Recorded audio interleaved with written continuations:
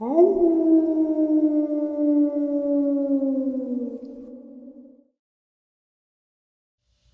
greetings and salutations, everyone. I hope everyone is still doing well, and welcome to tonight's middle of the night bonus upload.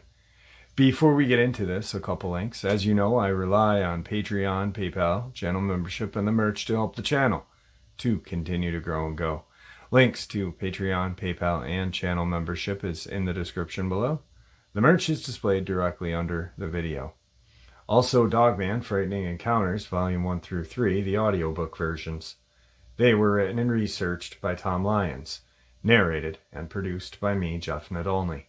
Those audiobooks are available on Audible, Amazon, and iTunes, links to which are also in the description as well. And finally, last but definitely not least, if you'd really like to help support this channel to continue to grow and go, simply subscribe. It doesn't cost a cent. Click that like button, takes half a second. If you don't want to miss out on any of the informative uploads I put out daily, click that bell icon, and folks, please leave a comment. Why? Well, because all these things, they really do help this channel to continue to grow and go. And folks, they really do matter. Now, everyone, I have taken far too much of your time. Let's jump in to tonight's middle of the night bonus upload, shall we? All right, and also in this upload, to show how shady and diabolical the one government and alien agenda are, there's a video clip that I'm going to include of a alien-like being that is essentially a man in black. MAJESTIC-12. In December 1989, Jamie Chandra, Hollywood movie producer and UFO researcher, received an unusual package through a post. Inside was just one roll of undeveloped 35mm black and white film. There was no accompanying letter or return address. The only clue to where the package came from was it was postmarked from Albuquerque, New Mexico. Once developed, the film contained negatives of what appeared to be an 8-paged briefing paper prepared on the 18th of November 1952 for President-elect Dwight D. Eisenhower.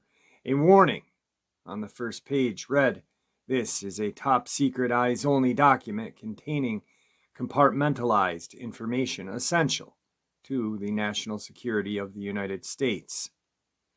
On page 2 was a list of 12 influential U.S. scientists, military leaders, and intelligence advisors. It was not until viewing page 3 that the subject of the papers became clear: the recovery of a crashed flying saucer and alien bodies near Roswell, New Mexico, in July of 1947. The final page of the briefing paper was a memorandum dating the 24th of September, 1947, from President Harry Truman to his Secretary of Defense, James Forrestal. In it, Truman instructs Forrestal to proceed with Operation MAJESTIC-12, but gives no hint at what it may be. Alone, the Forrestal memo was meaningless, but when read next to the 1952 briefing paper, the story behind them became clear. In July of 1947, a flying disc-shaped aircraft crash-landed in Roswell, New Mexico, and extraterrestrial biological entities, or EBEs, were recovered by the military. When President Truman was informed about the crash, he authorized his Defense Secretary Forrestal to set up a committee to investigate and deal with the situation. In 1952, when Eisenhower became president-elect, he was briefed on Operation MAJESTIC-12. The briefing paper lists the 12-man committee and gives details of the saucer crash. The final paragraph stresses the need to avoid public panic at all costs, confirming that the government is covering up the truth about UFOs. In the UFO research community, the opinion is split if these documents are real.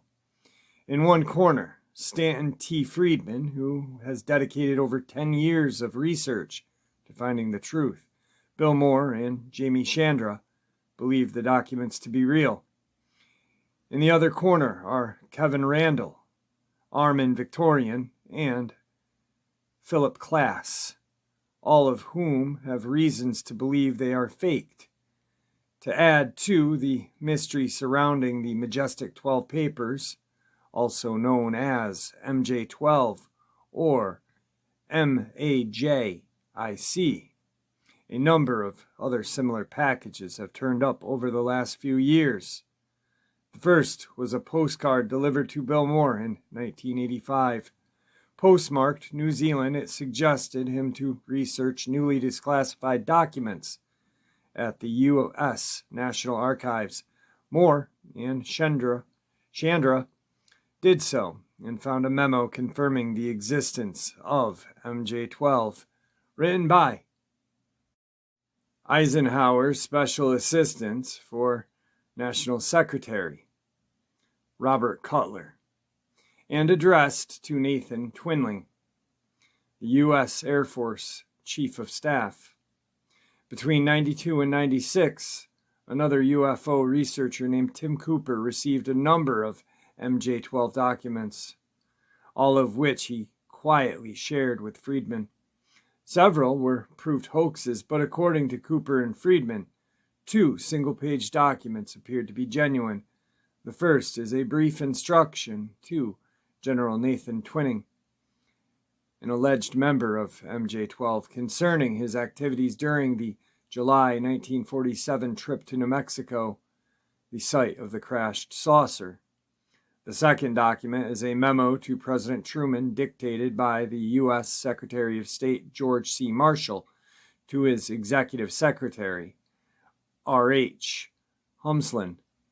While there is no direct mention of MJ-12 in the memo, the reference at the top reads MAJIC EO 9092447 MJ-12. The most spectacular new MJ-12 document was posted in 1994 to Don Berliner, a longtime UFO investigator and science writer. An anonymous roll of film contained 23 pages of MAJESTIC-12 Group Special Operations Manual, dated April 1954. It was a detailed instruction manual entitled Extraterrestrial Entities and Technology, Recovery and Disposal. The Council of 12. Because most of the MJ-12 documents are on film, the original paper or ink cannot be analyzed. However, there are many factual details that can be checked, such as the background of the 12 members of the committee, the dates of the meetings, the style and format of similar documents, and the validity of the signatures. Clearly, MJ-12 had an all-star cast as well as Secretary of Defense Forrestal.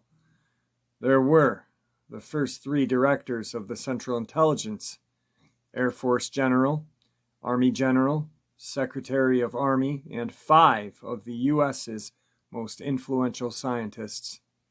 This was the cream of the United States military, scientific, and intelligence communities. If there was to be a top-secret government group investigating UFOs, this would have been it. The 12 members: Rear Admiral Roscoe Hillenkoetter, First Director of Central Intelligence, 1947 to 50. In 1960, he acknowledged there was a UFO cover-up.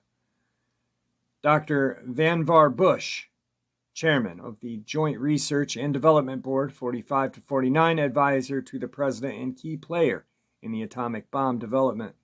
James Forrestal, First United States Secretary of Defense. In 1949, he had a mental breakdown and committed suicide. Some conspiracy theorists believe that he was murdered, replaced by General Walter Bedell Smith. Nathan Twinning, commander of the Air Materiel Command at Wright Field and later chairman of Joint Chiefs of Staff, the United States' highest military position. General Hoyt Vandenberg, Chief of Military Intelligence during World War II and Second Director of Central Intelligence 46 to 47. Dr. Detlev Bronk, biophysicist, head of the National Academy of Science and chairman of the Medical Advisory Board of the Atomic Energy Committee. Dr. Jerome Hunsaker, renowned aircraft designer and chairman of the National Advisory Committee for Aeronautics. Rear Admiral Sidney Sowers, first director of the Central Intelligence, 1946, appointed first executive secretary of National Security Council in 47. Gordon Gray, assistant secretary to the Army, became the National Secretary Advisor and director of the CIA's Psychological Strategy Board. Dr. Donald Menzel, Harvard professor of astrophysics and debunker of UFOs, held a top-secret ultra clearance and was a security advisor to several presidents. Major General Robert Matogue, head of Special Weapons Project at the Atomic Energy Commission at Albuquerque, New Mexico. Dr. Lloyd Berkner, Executive Secretary of the Joint Research and Development Board, member of the CIA-funded UFO Committee in the 50s. The only member in this list who seems out of place is Dr. Donald Menzel, a Harvard University astronomer. He had written 3 anti-UFO books and many papers debunking flying saucers, but Menzel was known to have a high-level security clearance, and because of this, many researchers were inclined to think that the MJ-12 documents were bogus. However, in April of 1986, Stanton Friedman was allowed to access Menzel's papers at the Harvard University archives. He learned that Menzel had a 30-year association with the National Security Agency, the NSA, and that he also had a top-secret ultra clearance with the CIA. It has also been proven that Menzel made numerous visits to New Mexico in 1947 and 48, paid for by government expenses. The earliest reference to the Majestic is in a memo supposedly sent to Truman to Forrestal. The memo, which names the president's science advisor Vannevar Bush, is dated the 24th of September 1947. This happens to be the only day between May and December on which Truman met with Bush. Forrestal also met Bush that day, and this date is also significant in that it is the day after Nathan Twinling, commanding general of the Air Materiel Command, AMC, sent a secret memo to the Pentagon relating to flying discs. In it, Twinning states, "The phenomenon reported is something real and not visionary or fictitious." Also, the flight log from July 47 shows that Twinling had flown to New Mexico on the 7th of July, 1947. According to the briefing paper, this was the same day that the secret operation was to begin, the recovery and of the wreckage for scientific study. Could this be just coincidence? Genuine or fake, the MJ-12 documents are certainly the most intriguing to have surfaced in the history of UFOlogy. Intelligence officer tells of personnel experience with MJ-12. The following paper, or file, gives details of the MJ-12 papers as well as explaining the many different code names given to the government secret projects. I, Milton William Cooper, 1311 South Highland, number 205, Fullerton, California, 92632, phone number redacted, do solemnly swear that the information contained in this file is true and correct to the best of my knowledge. I swear that I saw this information in 1972 in the performance of my duties as a member of the intelligence briefing team of the Commander-in-Chief of the Pacific Fleet as Petty Officer in the U.S. Navy. I swear that I underwent hypnotic regression in order to make the information as accurate as possible. I swear that I can and will take a lie detector test or any other test of any reputable person's choosing in order to confirm this information. I swear that I can and will undergo hypnotic regression conducted by any reputable and qualified doctor of any reputable person's choosing in order to confirm this information.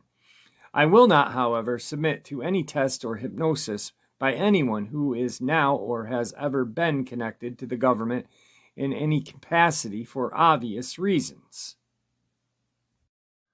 The following is a brief listing of everything that I personally saw and know from 72 and does not contain any input from any other source whatsoever. Majesty was listed as a code word for the President of the United States for communications concerning this information. Operation Majority is the name of the operation responsible for every aspect, project, and consequence of alien presence on Earth. Grudge contains 16 volumes of documented information collected from the beginning of the United States investigation of unidentified flying objects and identified alien crafts. The project was funded by the CIA's confidential funds, non-appropriated, and money from the illicit drug trade. Participation in the illegal drug trade was justified in that it would identify and eliminate the weak elements of our society. The purpose of Project Grudge was to collect all scientific, technological, medical, and intelligence information from UFO and IAC sightings and contacts with alien life forms. This orderly file of collected information has been used to advance the United States space program. MJ-12 is the name of the secret group President Eisenhower commissioned a secret society known as the Jason Society, or Jason Scholars, to sift through all facts, evidence, technology, lies, and deception, and find the truth of the alien question. The society was made up of 32 of the most prominent men in the country in 1972, and the top 12 members were designated MJ-12. MJ-12 has total control of everything. They are designated by a code J1, J2, J3, etc., all the way through the members of the Jason Society. The director of the CIA was appointed J1 and is the director of MJ-12. MJ-12 is responsible only to the president. MJ-12 runs most of the world's illegal drug trade. This was done to hide funding and thus keep the secret from the Congress and the people of the United States. It was justified in that it would identify and eliminate weak elements of our society. The cost of funding the alien-connected projects is higher than anything you can imagine. MJ-12 assassinated President Kennedy when he informed them that he was going to tell the public all the facts of the alien presence. He was killed by the Secret Service agent driving his car, and it is plainly visible in the film held from public view. A secret meeting place was constructed for MJ-12 in Maryland, and it is described as only accessible by air. It contains full living, recreation, and other facilities for MJ-12 and the Jason Society. It is codenamed the Country Club.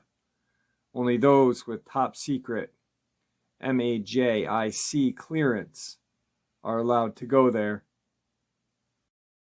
Sigma is the project which first established communications with the aliens and is still responsible for communications.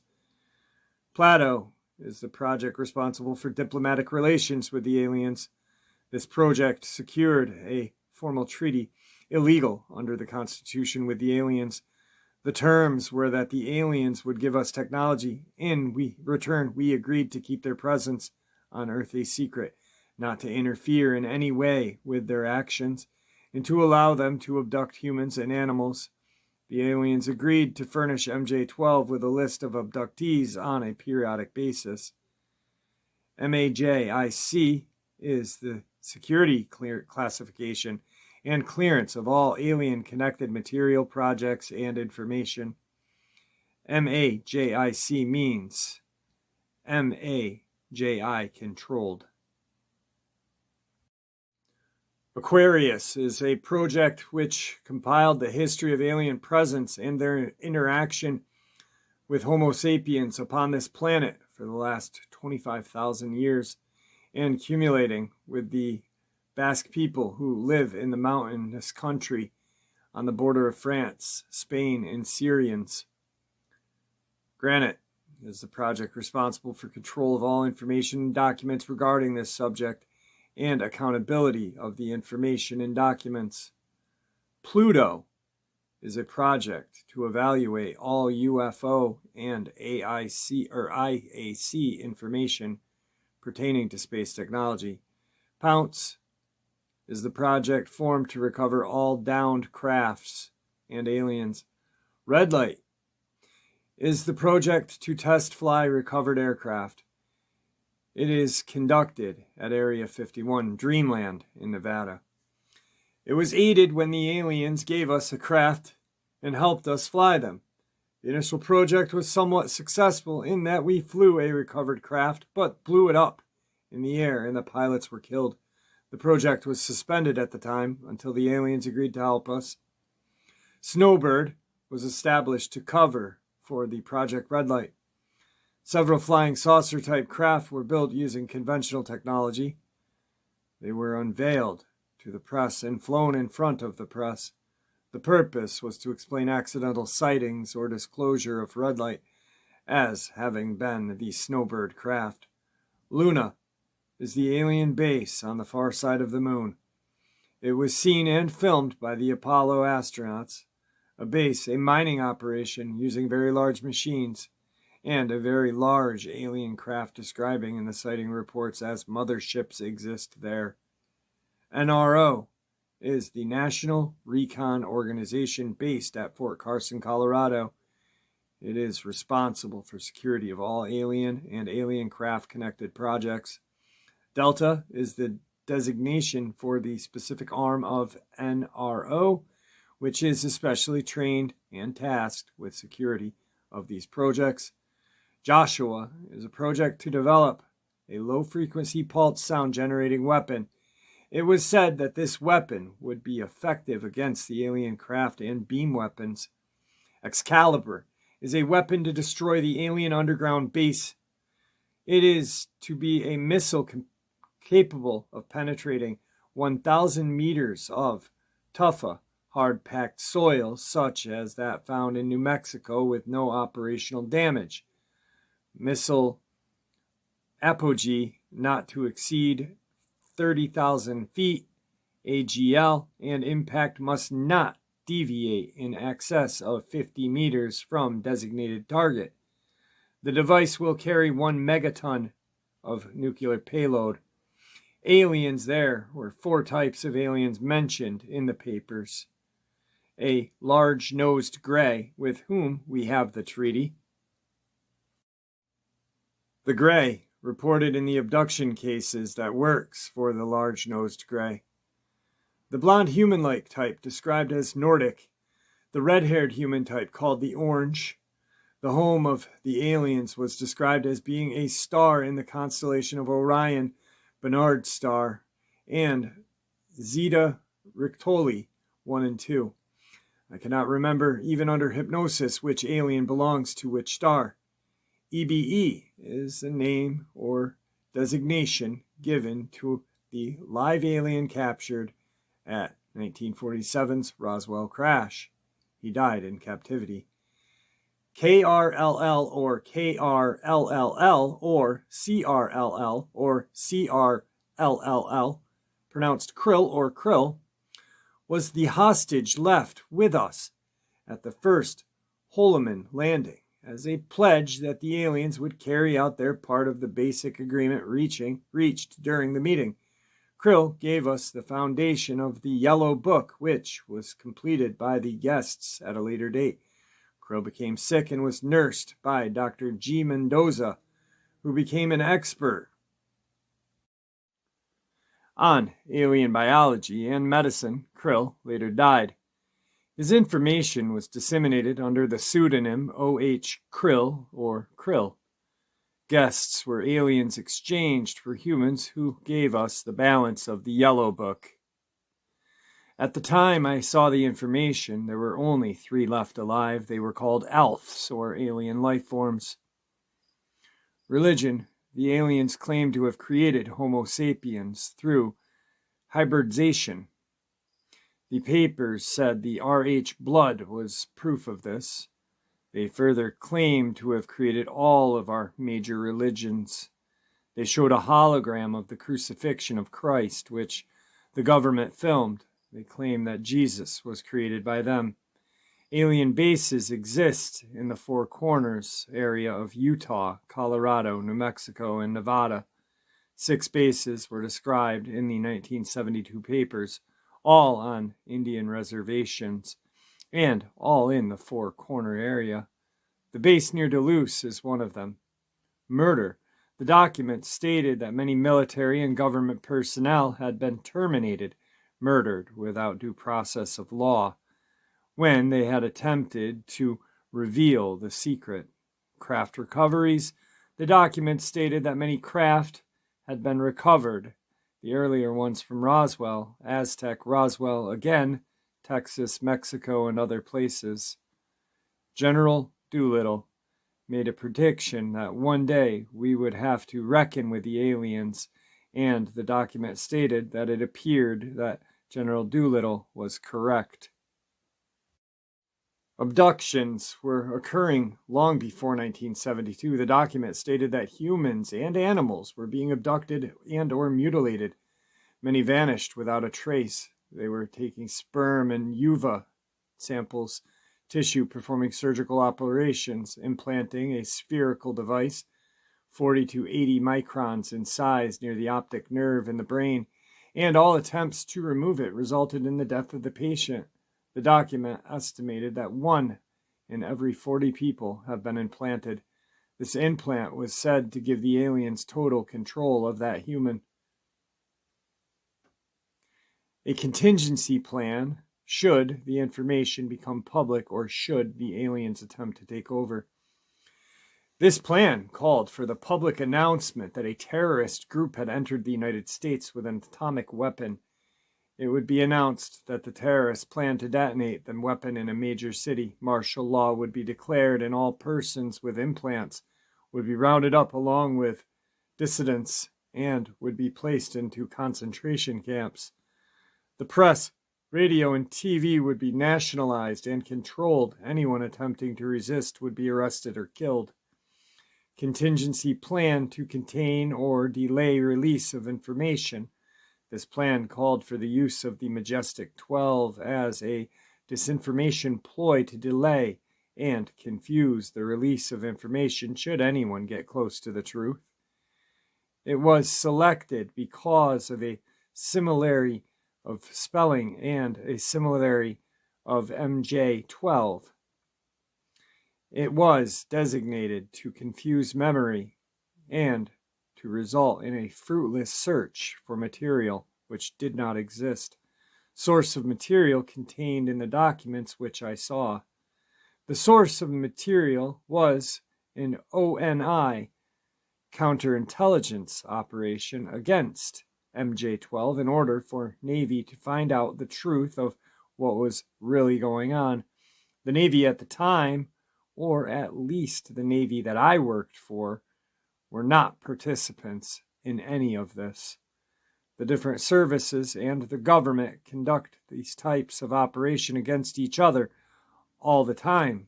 The result of this operation was that the Navy cut themselves in for a piece of the action/technology and control of some projects. History will be the judge of me and this information, and I have no fear of that judgment. I swear that this information is true and correct to the best of my knowledge. All right, guys, so the video that you're going to see is a alien-like man in black enters into a accounting firm. The the voice you hear in the background is the security guard filming the security tape. After this incident occurred, police were notified. The FBI came in and took all of the files, all of the video files, everything. That's why you could hear him say, "I had to make this quick." The man that was in the video was never seen again. Check this out. I need to make this video as quick as possible, but I work as a security guard for an accounting office here in Liverpool, and this footage was taken from a security camera inside one of our offices. The guy sitting here, his name is Liam. Now this happened yesterday on January 3rd at 3:33 p.m. I cannot explain what happened, neither can anyone else, and I need you to see this. I'm about to show you the footage that I took from the CCTV camera that I sent to law enforcement to investigate this. I need to do this because they won't let us transfer any of these videos from our work computers. I have to record it on my mobile. I'm going to try and hold it as steady as possible. So we have 3 cameras around this room. Let me show you the clip of what the first camera got. Here we go.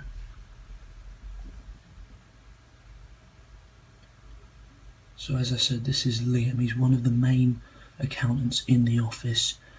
He always seems to be working very hard when I see him, when I pass by his desk.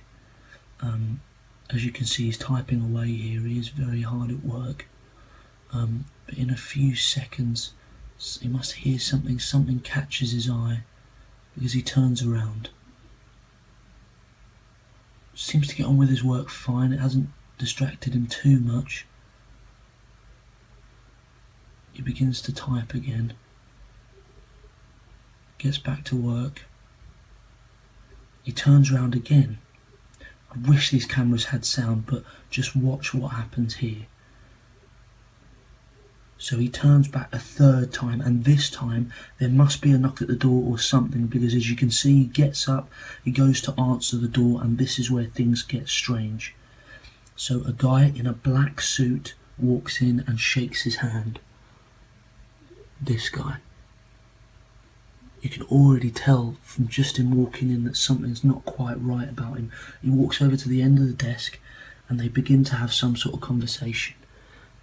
Something about him looks off. He looks like an incredibly strange person. So he talks with Liam for a while. I think I partly know what this is about. So I don't know Liam that well, but I've added him on social media, and the week prior to this he was on a vacation and was posting all these sorts of pictures of a forest and a strange crash site.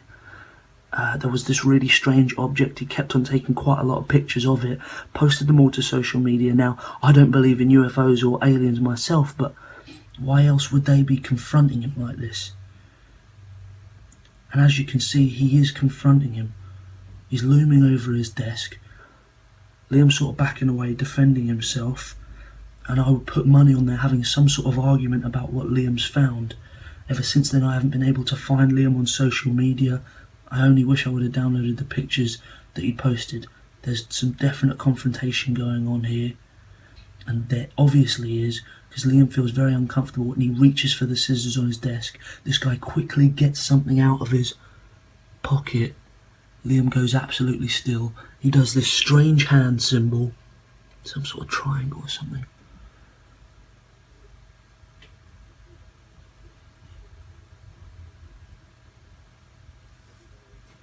And Liam gets up. He starts seeming to follow the orders that the guy gives him. He gets up, goes to his bag, and takes out this strange object. I'll try to get a close-up of it. What is that? Gives it to the guy. You could see in the beginning Liam wanted nothing to do with him, but here he is. Puts it in his pocket. Tells Liam to leave, like...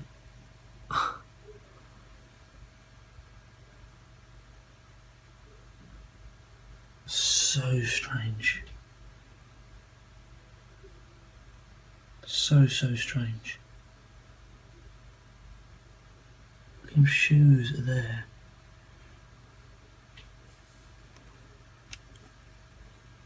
Now, this is 28 minutes later here. But the man comes back into the room and looks around it for a little. Now we have no clue where Liam has gone. He walks around, he's looking for something. And the security camera in the room is hidden, so I don't think he saw it. He's walking around. Looks outside. What is he looking for? He then checks the computer. Nothing on there. Goes over to Liam's bag, unzips one of the pockets. It looks like he's looking for something. He's definitely looking for something. Doesn't seem like he picked anything up out of that bag just then. He just walks out of the room. But just for a second he comes back in for like 5 seconds. Or about that. Where is he?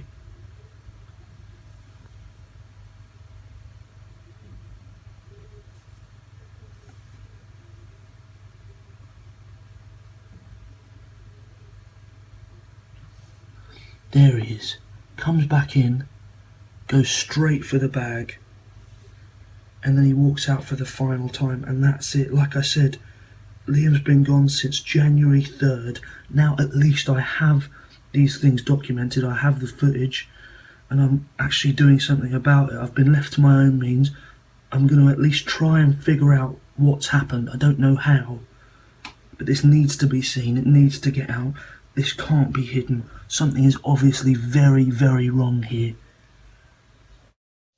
All right, guys. Crazy evidence of man in black, alien-like creature abducting a accountant. Why? No one really knows. He has not been seen since. And like I said, supposedly the FBI came and confiscated all the files. That's why this man that you hear in the background talking is the security guard, and he wants everyone to see this video. Crazy.